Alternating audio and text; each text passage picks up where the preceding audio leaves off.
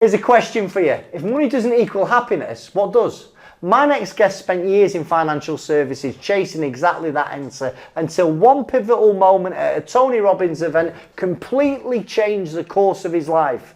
Will Polston is a TEDx speaker, a certified master coach, an NLP master practitioner, a best-selling author, and his book North Star Thinking it #1 on Amazon. He's been named the best business enabler at the Business Champion Awards, and he works with ambitious entrepreneurs who are performing but not thriving. Will's core belief is that 80% of success is mindset, and when you understand that, everything changes. If you're in business and you feel like the wheels are turning but you're standing still, this one is for you. Will Polston, welcome to the show. Will, I have known you for years and years. We've worked together. I've never got to ask you any bloody questions. It's always you're just grilling me, asking me questions, probing me. So I'm quite looking forward to that today. Yeah, the tables have turned. Thanks for coming on the show. My pleasure. Thanks for having me. First question. Once upon a time, you was a successful broker, making really good money, not a million miles away from here. So to most people, the dream. But you were deeply unfulfilled. Take us back to that, mate. What happened? Yeah, it's funny you say about just around the corner. We've literally just walked past my old office, and it's so nostalgic because it has been 12 years since I left that job. And yeah, walking down that road, which I imagine there are some people that are still walking down that road every day that were also walking down that same road I was, and they're still doing it 12 years later. So yeah, I was running a division of a stock brokerage, and I had a belief at that point of my life that money equaled happiness, and the more money I made, the happier I would be. And I got to a point at quite a young age that I was earning great money, and I would buy stuff. So I would have the watches, the bespoke suits, the convertible cars, the house with the double garage and the gated drive and whatnot. And I just kept buying this stuff, and I got to a point where I thought, wow, like, is this kind of it? Is this all it's going to be? And yeah, it was actually what was interesting, because obviously now I'm so involved with the world of personal development and that side of things. The way that I got roped into personal development was that I believed that, well, I didn't believe it, it was a case for me. The more personal development I did, the more money I made. So that was what took me on that journey. And then it was a catalyst event 13 years ago that then changed everything. Tell us about what happened. So I went to a personal development event with an industry legend, a guy called Tony Robbins. And I went there because I thought it was going to be the thing to help me unlock more time and more money. And it was during that 4-day seminar that I had what I call my lightning moment. And it was in that moment where there was a particular story that he shared. It was a metaphor, but it was an example of what happened in his life many years prior to that.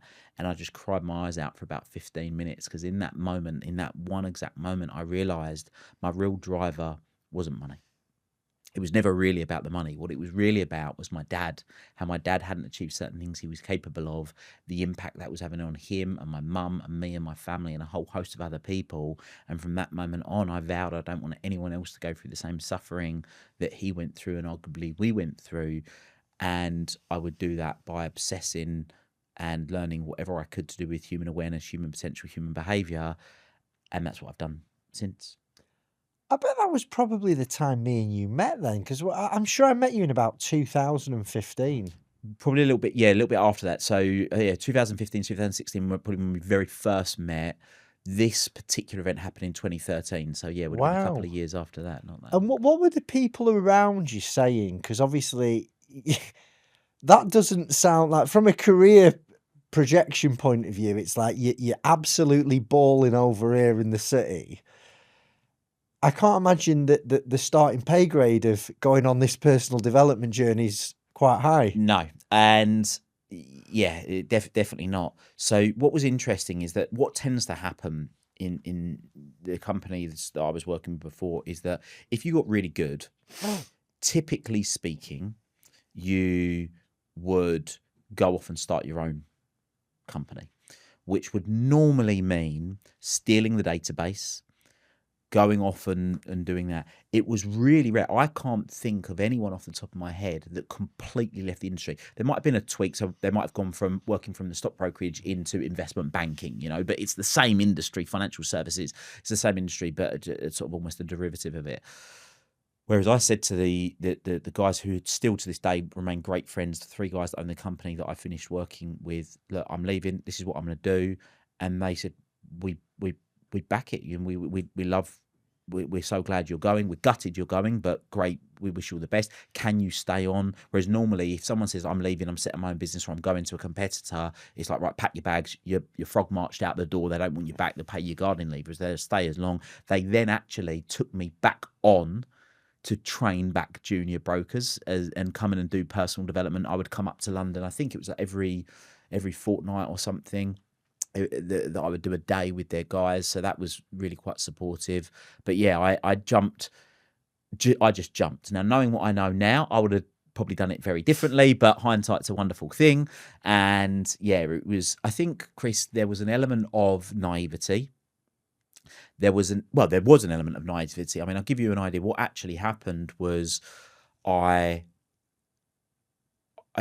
did the coaching, because there's a bit in between. So I did leave the city. I wanted to set up the coaching business, but that isn't what I actually did first. What I did was I'd left the city and I set up a renewable energy business. And we grew that business really fast. We had 85 staff, growing. Then government changed legislation, pretty much killed that business overnight.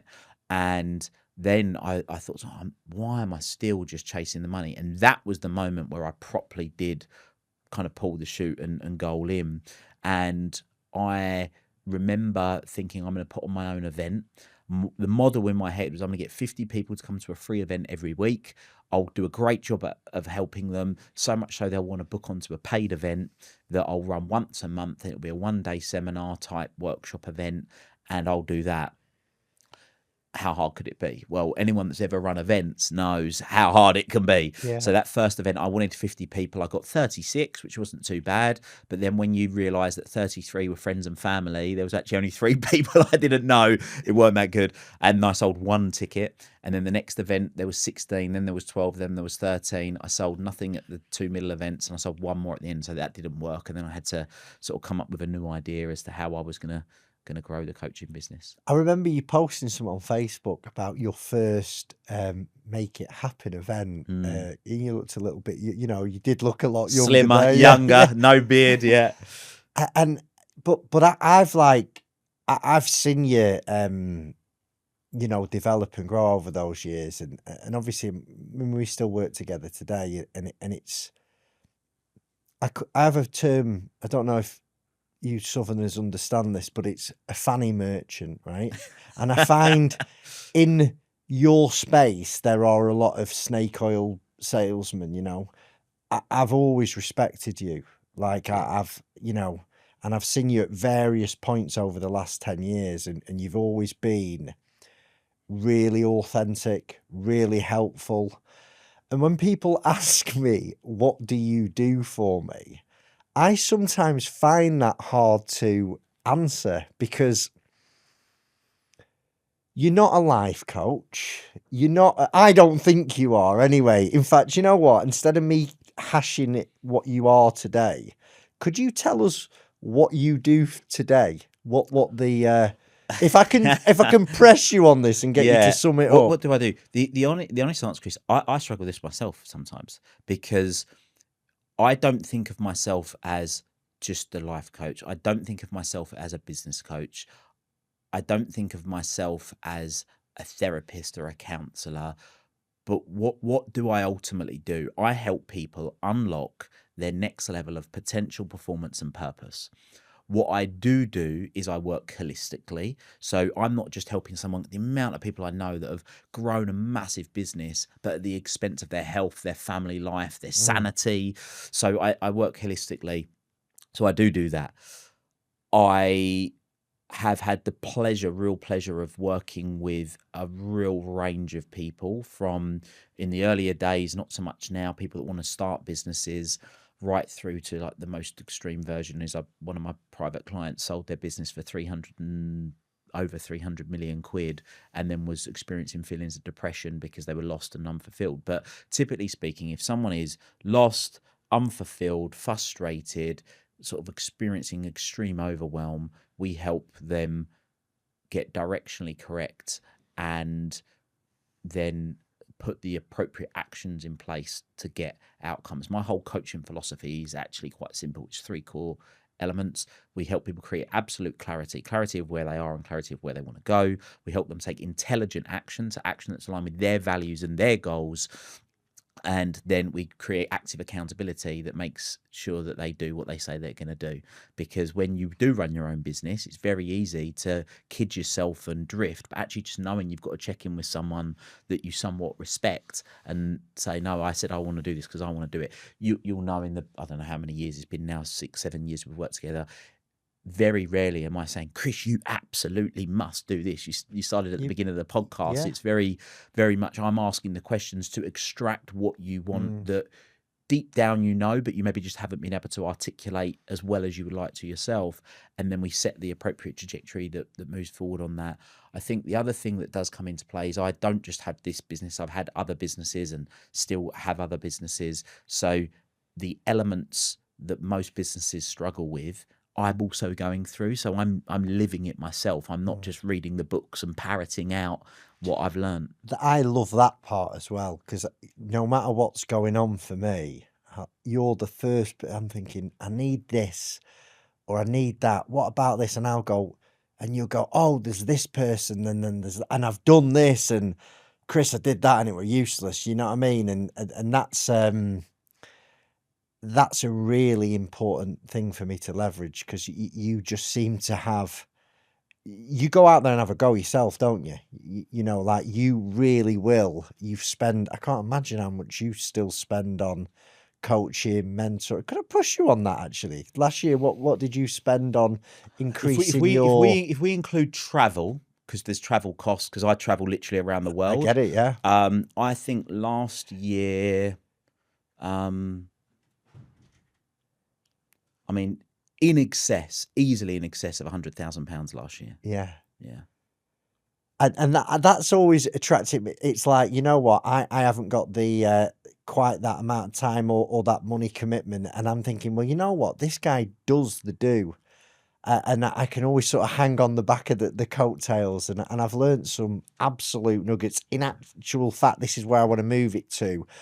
Can you talk to us about what North Star thinking is? Yeah. So my thing, and it was my own personal experience, was this belief that money equaled happiness and I'm going to get to this thing. And then over the years of my own experience of doing that, and also working with a lot of really accomplished people that have got to there, wherever there is, and have now got, now what? You know, is this it? I call it when then syndrome. When I achieve this, then I'll be happy. When I get that, then I'll be content. When I get this, then I'll be at peace. It never happens.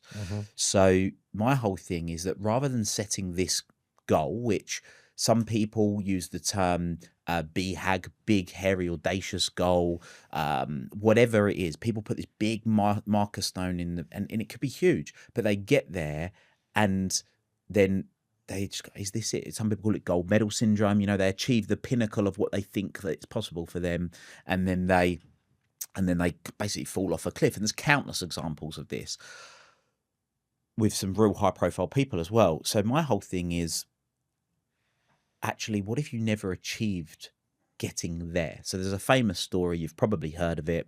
It involves a baby born in a stable a couple of thousand years ago. And there were 3 men supposedly wise. I like this story. Yeah. There were 3 men supposedly wise, and they followed this star. And as a result of following the star, they got to their goal. They got to where they wanted to get to. Now, in every version of the story that I've ever heard, they never went to the star.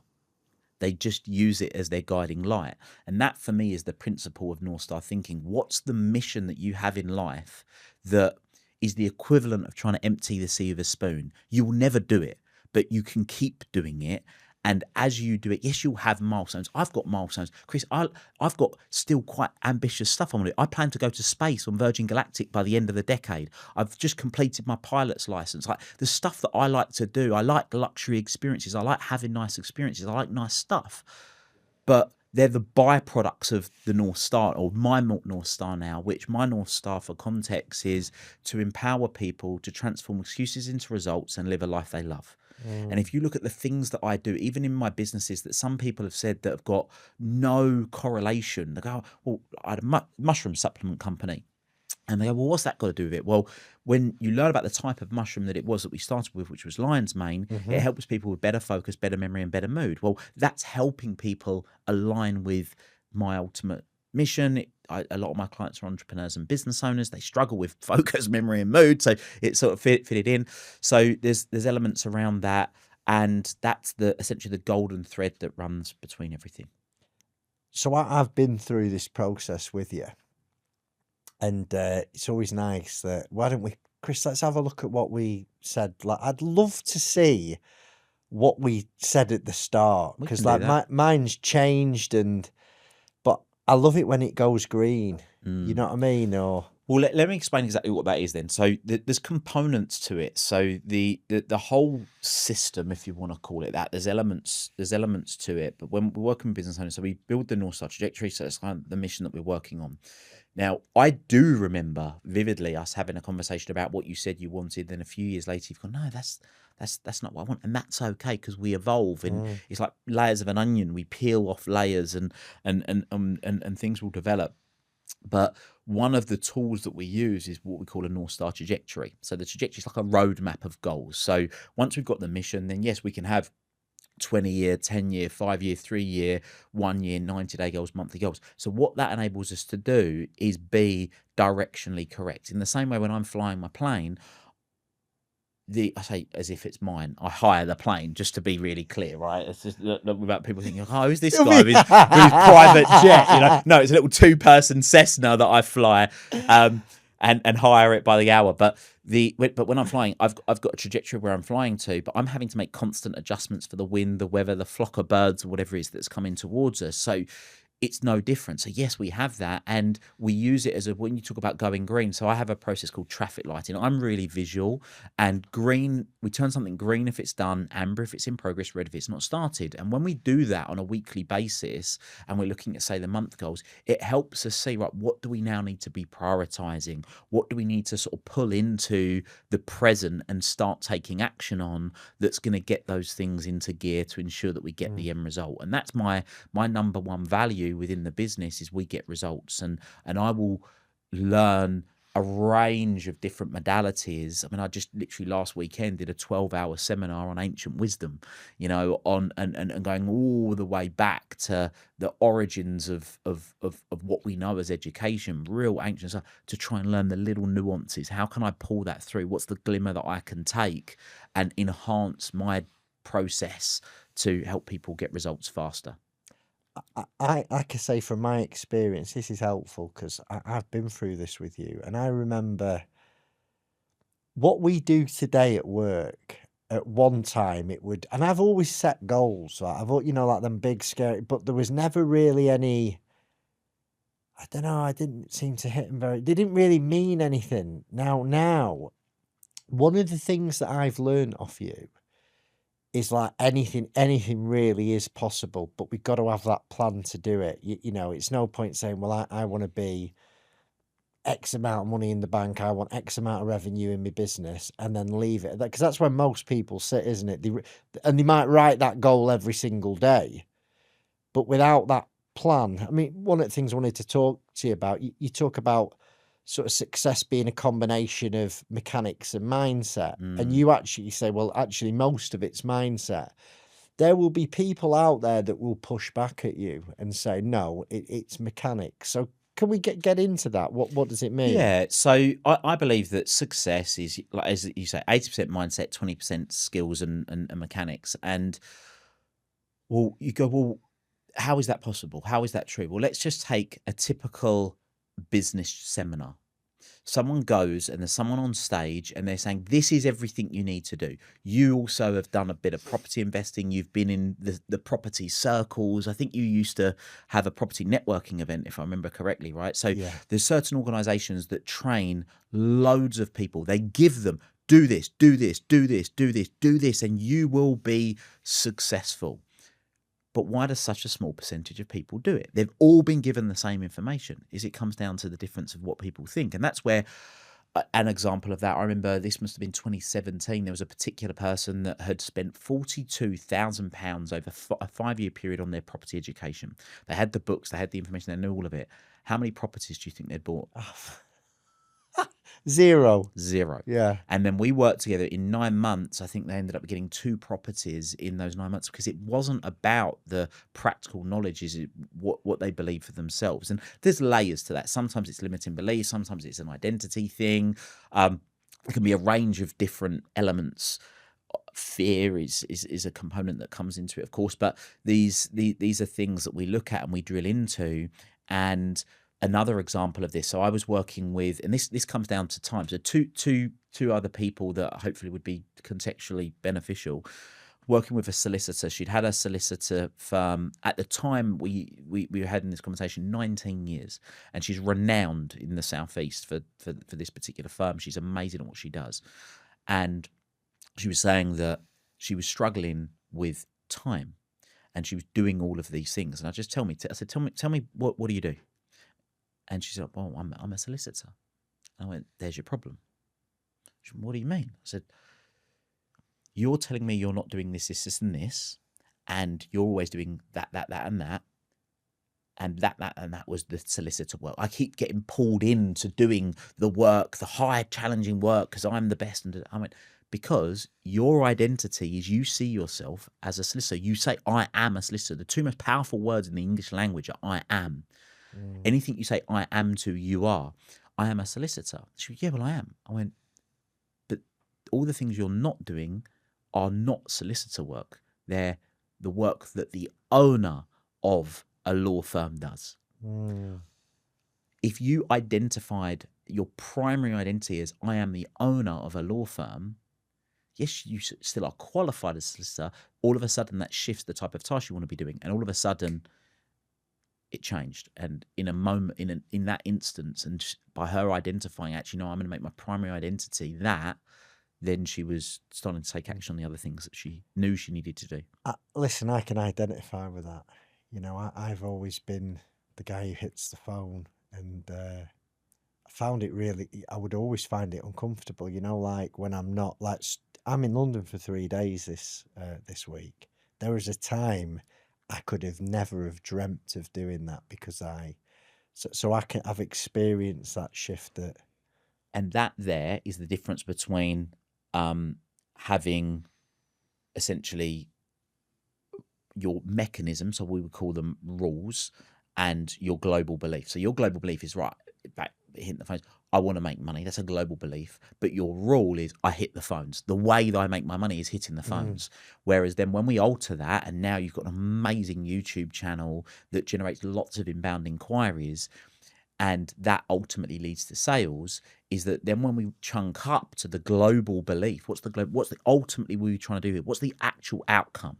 The outcome is to help, and this comes back to your North Star, to help directors, help business owners navigate the challenges of their debt, their financial situations. When we look at that and we go, right, how can we do that in the most effective, efficient way, have the greatest possible impact, then the rule, the mechanism of how you do it changes. Do you know that the one thing that was pivotal in my business, and I don't know if you even know that you set me off on this, was that book, They Ask You Answer. And that really changed everything for me. And it's the first time I've ever publicly come out and said that. But it was incredible. But it's that the reason I can make that suggestion. So for anyone that's listening or watching this, is a book by a guy called Marcus Sheridan. It's amazing. They Ask You Answer. It is a blueprint of being able to do content marketing. But content marketing isn't relevant for every business owner. But because I knew about your North Star, your mission of wanting to help business owners navigate the challenges, and what's also worth noting is there's 5 ways you create uncover a North Star or create a North Star.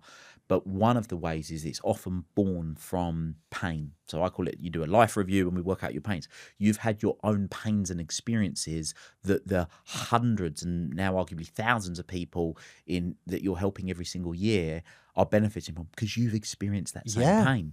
And when I learned, right, I want to have this impact, I want to do this, you go, right, how can we do it in the best possible way? How can we give such great information to people that the information that you give away for free on your YouTube channel, on your podcast, is better than most advice that people are giving away, not giving away, that they're charging people for, then it means you can help a greater number of people. It means that people are then going to be attracted to you as and when they're ready. Everybody wins. It was, and I always look back at that and I think, and even now when I'm designing that's the sort of framework I always go back to, is going, right, well, what do people really want to know? And that for me is that once we get the North Star trajectory, so I said my number one value in the business is getting results, but second is we're efficient and effective. But not just we help our clients be efficient and effective. So then we go, well, if we want to get from A to B, what's the fastest, efficient, most effective route we can get you there? And that was just one of the ways that could be done. So that's why it becomes relevant. Whereas another business owner, the content marketing might not be relevant to them at all. And it can be really, really hard for them to do. Now, in today's day and age, it's a lot less, but that's why it becomes more, I suppose, nuanced and bespoke for what they're looking to do. Listen, you have done thousands of coaching hours. Did a little bit of research, and over 3,500 hours of coaching that I've 7.5. 7.5. This was out of date. A bit out of date. Yeah. So, what is the single most common pattern that you will see a business owner using that's holding them back? Okay, so and this is coming back to sort of the various different modalities, if you like, that I've studied. And ancient wisdom for me is, there's so much to be learned from ancient wisdom, and one of the big ones is that every strength is a weakness and every weakness is a strength. So for a lot of people, the very thing that's got them, so I work with a lot of people, the majority of my clients sit between sort of £1 and £20 million turnover, and a lot of them will hit what I call the glass ceiling. They have done something, they've done a form of activity, whatever that might be, that has created a level of success in their life. But that same activity is also now the very thing that's keeping them trapped. So I call it the glass ceiling, which, if you think of driving a car, if you're in a geared car, you go through the gears. You don't try and get going in gear 5. You go through gear 1, gear 2, gear 3. But so many people get stuck in gear 3. Gear 3, they're hitting the glass ceilings. They're working 50-hour weeks, and they've hit the limit where they just can't possibly do any more without it breaking their health, their family life, their relationship. And what that is the equivalent of is redlining in your car. If you redline for too long, what's going to happen to the engine? It's going to blow up, right? Or something's going to go wrong. So they're redlining, and what's happened is they haven't changed gear. So they've got into third, they're doing subjectively well, and they just don't know what the next level is. So what they're doing is just what's got them to where they are. And most people are, they haven't made or had the realization what got them to where they are won't get them to where they're going. And the irony is, almost always, to get them to where they really want to go is not now about doing more, it's about doing less. So peak performance is a subtraction game. Peak performance is equal to your potential minus interference. What's now the interference? And we need to change the structure, the way that certain things are being done, which for a lot of people is really hard to get their head around initially. Identify that. Because they're now having to do something that isn't certain. They have certainty. So we've got six human needs: a need for certainty, a need for variety, a need for significance, a need for love and connection, and our 2 spiritual needs of growth and contribution. So there's 4 human needs and 2 spiritual needs. And the number one need is certainty. And what we have when we're operating in the way that we have been working is we've got that certainty. And the idea of introducing something new has uncertainty until we create the certainty around it. And we do that by making the distinction between probability and possibility. So there's a possibility it could work. Well, how do we now make it a probability that it's going to work? And that's where we then bring in different frameworks, some of the proven methodologies. Sometimes it's engaging a particular service. You know, Google Ads, for example, you could go and work with anyone that's saying they're doing Google Ads, or you go to the proven source. That's another thing that's come to me. I remember it was you who got me to take the plunge with a VA. Mm-hmm. You know, and I remember at the time going, "Oh, mate, no, but I don't know. It's going to take me ages to tell them what to do, and what if it costs too much, and like just stuff that you know you just do it now." It's delegation is something I've always struggled with. Even now, being a control freak, you know, looking over everyone's shoulders. What have you said that for? Well, let me have a look at that proposal, you know, and really held me back. Which, as I'm listening, I'm hearing your language. You know, well, I'm a control freak. You still identify as a control freak, right? Whereas if we even just change that to I am amazing, or well, I'll explain. I'm amazing at helping people know what to do or to be able to do things for me. That's a shift. Now, some people then go, yeah, but I get the little voice on the other shoulder going, you can't, that's not the case for you. So then we change it to I am becoming the person that is amazing at delegating. I'm becoming the person that's great at training people efficiently and effectively. And also then tying it in with something that's more meaningful. Now, I know you're a massive family man. You love being with the kids. You love being with your partner. So when we then turn around and go, right, well, by you delegating X, it means you can spend more time with your kids. It means that you can have the evenings without checking your phone and without doing these things, meaning you're more present. So then we link it with something that is particularly a high value in your life, which means that we're more meaningful to do it. Obviously, you work with a lot of successful entrepreneurs. How common is it for them to? Because you know, one of the struggles I can have is being able to switch off.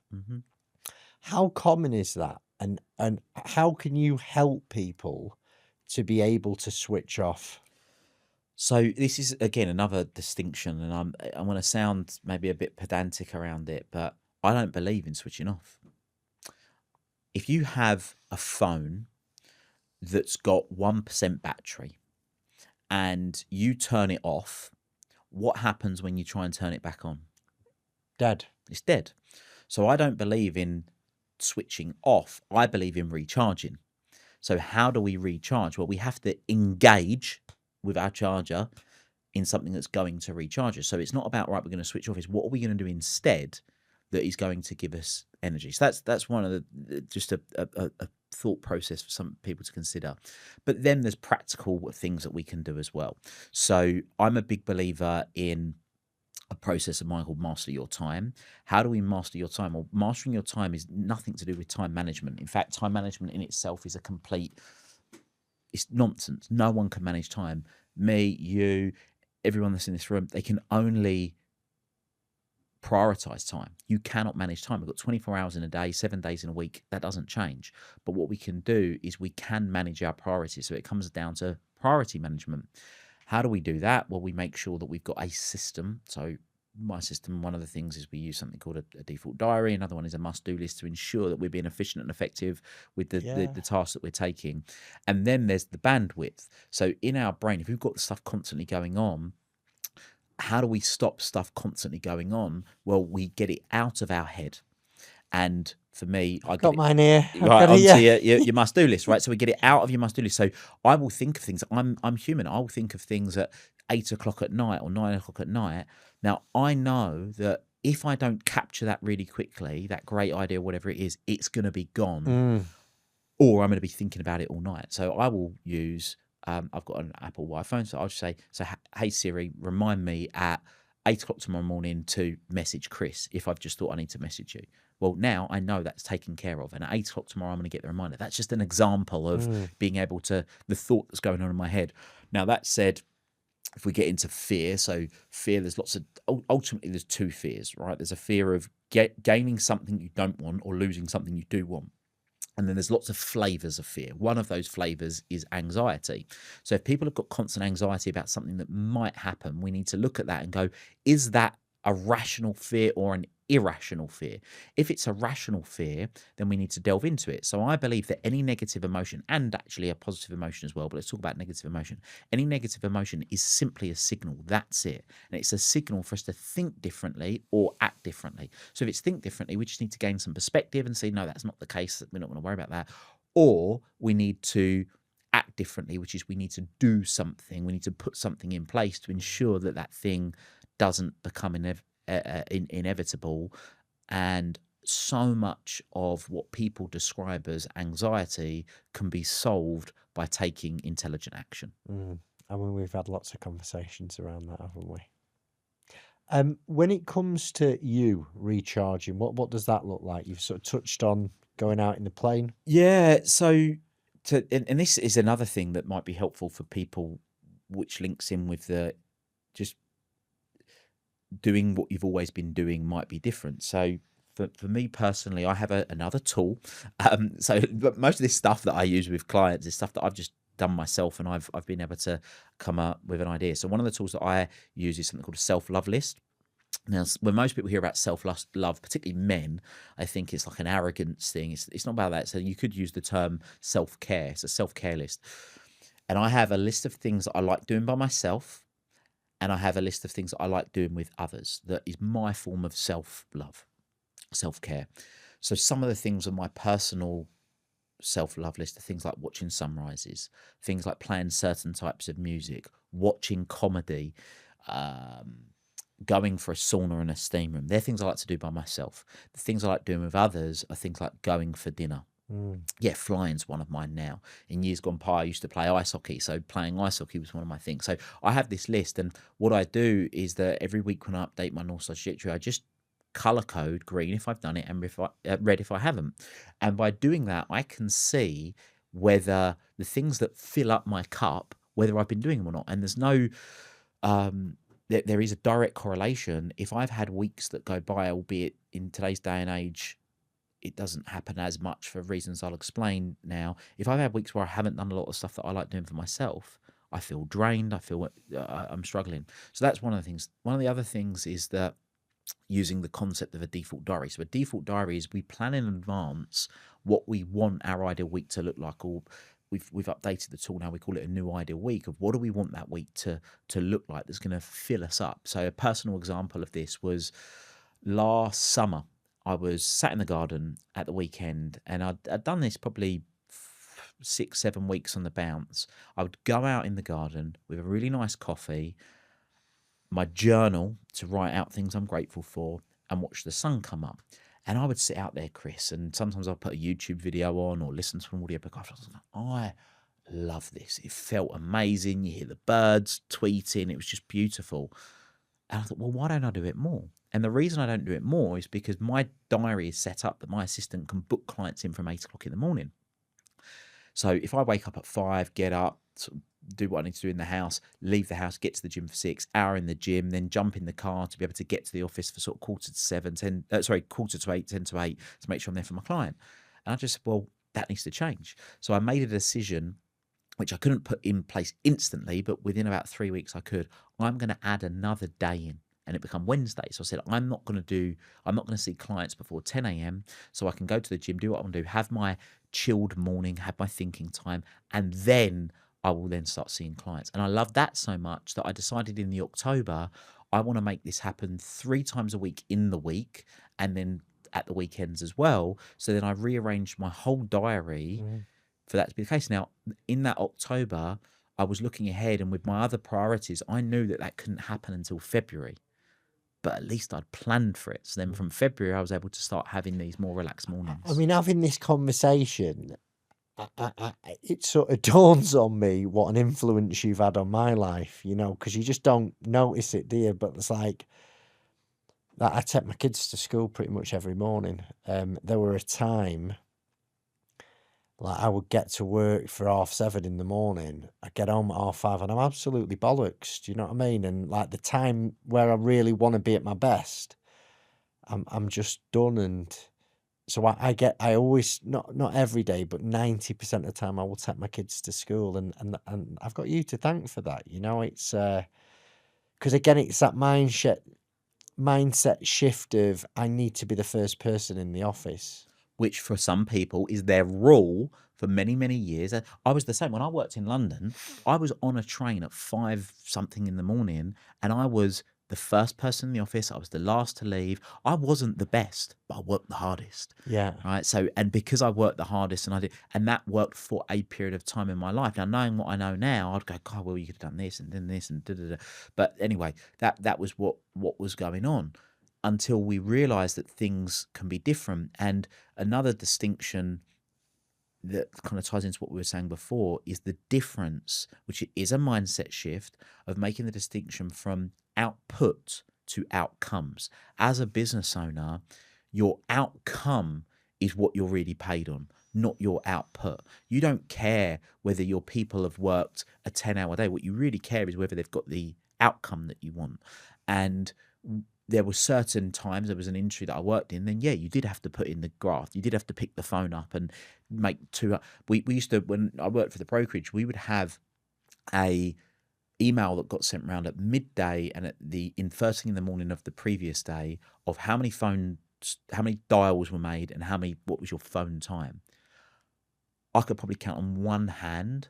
I wasn't the top for both, which was unheard of. So I just set the bar. And then people say, oh, well, whatever the target was, 2-hour call time, I would be at 4 almost every day. No, I was like that on the phones, right? So, yeah. but that was because I was driven by now my output created the outcome. But then we get to a point in business where we realize actually it's not necessarily about the outputs, it's about the outcomes. So that's another element of what we do. And I think that I've got a t-shirt that hangs in my office that I used to say this so often that a client got it made and sent to me, said, it needs to be done, but I don't need to do it. And that's another mantra, is that it needs to be done, but I don't need to do it. Just asking yourself the question, could someone else do this? And it's not, could someone on my team do this? Are my team capable? Could someone else do it? And if the answer is yes, then we've just got to find, how do we make that happen? And more often than not, when we drill into high value activities, let me just talk on this really quickly. If you don't fill your day with high value activities, your day gets filled with low value distractions. Now, high value doesn't always necessarily mean the highest financial value, but it can be the highest meaning. Taking the kids to school is a high value activity. You want to be able to do it. Being home to have tea with them, that's a high value activity. So once we decide on what the highest value activities we want to be looking at, often you'll find that the highest value things that you can do that actually make you the most money are also the things that you love doing the most. So then we go, right, well, why do I want to be doing anything in my life that isn't the highest value? So one of the ways I get people to do this, and we've done this in years gone by, is we color code your week. We look at, right, what does the week look like the last week? And we color code green if you love it, amber if you don't mind doing it, red if you dislike doing it. And I say to most people, what's the color of danger? The color is red, but not in this instance. The colour of danger in this instance is amber, because the stuff, if your week's full of amber stuff, the sound of amber is muh. If you've got a whole week of things doing things that are muh, it doesn't energise you, which also comes back to, you talk about recharging, or how do you switch? We recharge not because of not doing work, but by doing the stuff that we love. So the whole thing of burnouts, I don't believe in burnout. People don't burn out because they're working too hard. People burn out because they're not doing enough stuff that they love doing. If you do high value activities, things that you really love doing, you can do that all day and have as much, if not more energy at the end of the day as you do when you start the day.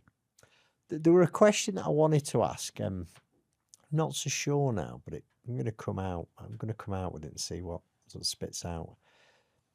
How do you help like a business owner detach their identity from their business? Or don't you? Are you happy for them to sort of be really connected to it? Good question. As in a specific business, or just business in general? I think business in general, because obviously I deal with people whose businesses go wrong. Okay. And one of the hardest things for somebody to accept is their business has failed. And it's like,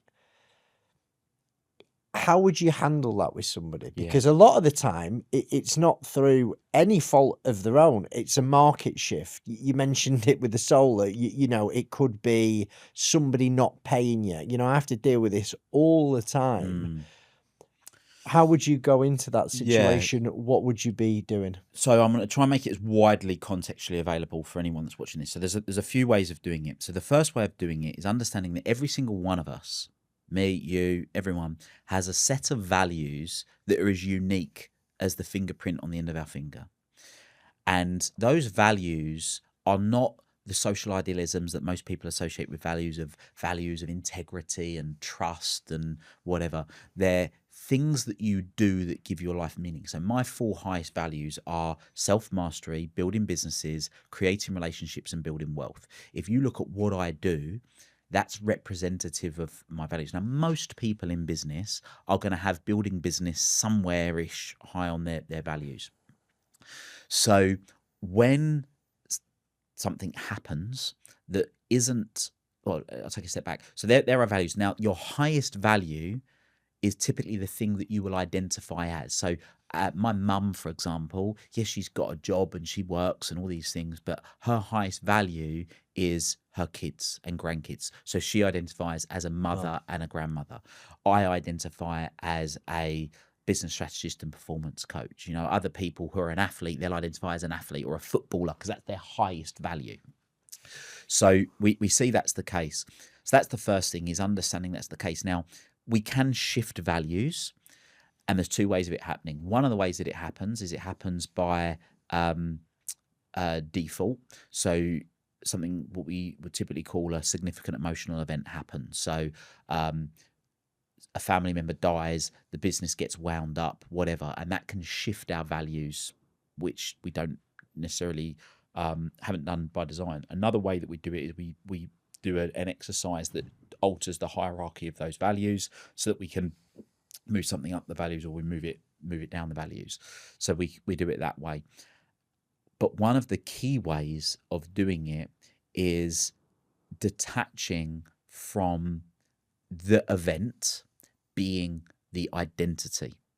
So a business failed, the business X. So even just changing the nuance, the business failed rather than my business failed.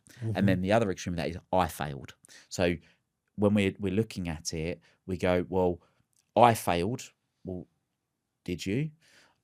Right through to the business failed. Okay. Now, if we then take the view of there's no such thing as failure, there's only feedback. So I trained in neurolinguistic programming. One of the presuppositions of NLP is that there's no such thing as failure, only feedback. So we take the feedback and then we build up the same way that a scientist doesn't go, oh my God, I failed. They ran an experiment. That experiment produced results, and then they make decisions based on those results of what they're going to run in their next experiment. And then we can see them as that. And some people, and I've been guilty of this in the past, they'll use terminology that is really, really emotional. So words create meaning, meaning creates emotion, emotion controls the quality of our life. So words really do create worlds. I could say certain things to you, Chris, that would evoke a heightened emotion and also a emotion that is a lower emotion that maybe you don't, just by using certain language. And some people say things like, oh, my business is my baby. Well, if you lost your baby, how would you feel? Oh, yeah. Right. And this is also where it comes back to the fears that I said about the 2 fears, is that ultimately there's only 2 fears. There's a fear that you've gained something that you don't want, or you've lost something you do. But even that, it's all a matter of perspective, because there is no gain or loss. Nothing's created or destroyed. It just changes form. So when we can see that situation has happened, we free ourselves from the bad situation, because there is no good, there is no bad. It's all a matter of perspective. So people say time's a healer. You have a relationship that falls apart, time's a healer. You have a business that goes bust, people go, oh, time's a healer. Well, it's never time. It's never time. It's all perspective. What happens though is most people don't have the questions, the strategic questions to ask themselves to gain the perspective. So it happens over time. Whereas I've trained in a particular modality that can dissolve grief in 90 minutes. Some people have grief for decades, but you can dissolve grief in 90 minutes and it can be gone. And what is grief? Well, grief is fear that you've lost something. If you can perceive you haven't lost something, it's just changed form. It's now given you a way of living more inspired in your highest values. Then you see that nothing in life is in the way, it's just on the way. I mean, some of the things you've said today really got me thinking. So I hope that's happening for people who are watching and listening to this. And you've gone out there to find these answers, haven't you? You've put the effort in. Now, there are a lot of misconceptions that people have around coaching and personal development and business strategists, as you mentioned earlier. What do you think the biggest misconceptions are? Oh. And what do you want to say to those misconceptions? That is a fantastic question. So, what are some of the misconceptions?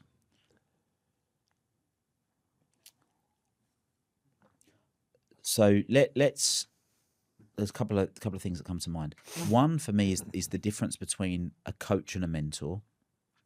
So there is a place for both. I personally lean into elements of coaching. I lean into elements of mentoring. There's kind of a spectrum that I work between coaching, mentoring, consulting. There's different elements. So I don't just say, well, I only do coaching, I only do mentoring, I only do consulting. It's not a case of that. There's a spectrum of things that work within. But what I do think is that a lot of people think having a coach is having a mentor. They think that having a mentor is just say, do this, do this, do this, do this, do this. And there's a time and a place for that. If you know that person, that mentor has got exactly the results that you want, then yes, go out and search for that person. If you want to grow your YouTube channel, yes, we want to know the tactical, practical tips. Go and learn from someone that's done what you've already done. Absolutely, get those tips. So there's an element there. I also think that there's a misconception that coaching doesn't work. And some people have had that experience because they had an experience with a coach that maybe wasn't that great. And like lots of things in life, there's tiers to it. What else would I say around? I mean, if I can jump in there, coaching doesn't work if you don't fucking work. Do you know what I mean? It's like, because I've been there as well, where I've bought the book, bought the program, not done it. Yeah, it's like saying the gym doesn't work, but you haven't done it. Yeah. You've got to use the gym. Just having a gym. My gym didn't work for me. The gym doesn't work for me. Yeah, because you don't go and use it. You don't do the press ups. You can't pay someone to do your press ups. So there's an element of that. There was something else that I thought of as well, which I thought was quite relevant to what people think. So yeah, one is that this was an important one, is that sometimes people have worked with a mentor and said that it doesn't work. Now, my thing with mentoring is that it comes back to the mindset, 80% mindset, 20% skills and mechanics, is that sometimes the mentor they've done great things, but that's because their mindset is different to the person that they are coaching. So their mentor's letting them down because they haven't given them the belief system, or they haven't got them to think about the ways that they think. They've just given them the practical, do this, do this, do this. So that's a component there. What else would I say? Values is a really important thing. So I think of choosing to work with a coach in kind of reverse order. So you can obviously have people that the third most important thing with a coach is their qualifications. Now, I've trained in lots of different things and member of the International Coaching Federation and stuff, but their qualifications, that's the third most important thing. What trumps qualifications is experience. There's four. So the fourth is experience. So what qualifications. What qualifications have they got? Third most important is what experience have they got in themselves of doing the thing, right? Then what trumps that is, have they done it themselves to some degree? But what trumps that, in my opinion, is, have they got the results for other people? So the example I always think of that is qualifications. Yep, you can go and get qualifications. Yep, you can do it yourself in some way. Have they got the results? So if I take David Beckham's got great results in football. He's been captain of England football team, and he's a very accomplished individual footballer and done some great stuff with teams. But if I wanted to have someone to make me a better footballer, would I rather choose David Beckham or Sir Alex Ferguson? Yeah. Now, Sir Alex Ferguson never achieved, in my opinion, what David Beckham did as an individual player, but you look at his track record of creating great players, I choose Sir Alex Ferguson every time. So what I'm interested in is, have the clients of the coach or mentor got the very results that I want to get? And that, for me, I think is an important one. I don't just look at, have they done it themselves? What's their track record of having got clients the results that I want to get? And also from the place that I'm at as well. I remember you saying this to me about a particular thing that I wanted to learn. Because you go out there and like you put in, you just talk to your phone saying, I might need some, I mean, my phone, I think, has been on through this. So we've been talking about, God knows what Facebook and Instagram is going to throw up at me. So the minute that you've got to find somebody who has been able to replicate that results in other people, hasn't it? That as the, and you touched on the thing about, have they got the experience? And again, that's something that's always attracted me to you, is how much you go and do every single year. And like, we've been speaking for nearly an hour, and it's hammered home to me how much help you've actually given me over the years. And I totally, because you just become complacent. Oh, I do this now. If I look at all the things that I do, from diarising my life to the 7 things that I must do, to our WhatsApp on a Friday, how are you getting on with this, that, and the other? You have been a really integral part of my life, mate. And I want to publicly thank you for that. You've really made a huge difference to me and those dear to me. So to sum up, right, if people want to find out more about who Will Polston is, where can they find you? So easiest place is probably the website, so willpolston.com. If you go to that, you can find out about the various different coaching programs. You can go and find out about my podcast, my book. North Star Thinking is the name of the book. Connect with me on any of the socials. You can get to all of that stuff from the website, so that's probably the best place. Well, it's been an absolute pleasure, buddy. Thanks you for very coming much. over, man. My pleasure. Top man. Thank you.